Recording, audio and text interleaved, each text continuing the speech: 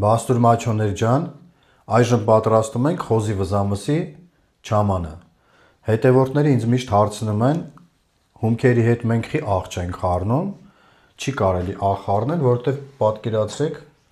մեր խոզի վզամիսն է, մի հատ նայեք, ինքը շատ լավ չորացել է, կողքերից նայեք աղը դուրս է տվել, եթե մենք չամանը սարքում ենք, մեր կտորների ընդհանրապես տավարի, խոզի,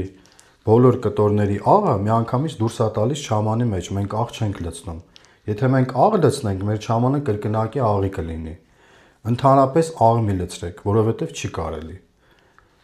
Հիմա պատրաստում ենք մենք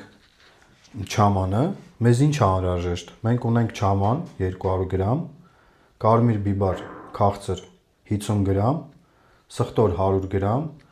շաքարավազ 5 գրամ, կծու բիբար 5 գրամ, համեմի սերմ 5 գրամ։ Այս բոլորը մենք խառնում ենք իրար մի ամանի մեջ, մի անգամից, որ կարողանանք բացենք չամանը։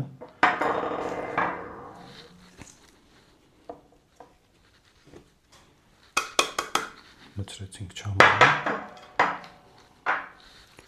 կարմիր բիբարը, համեմի սերմը, շաքարավազը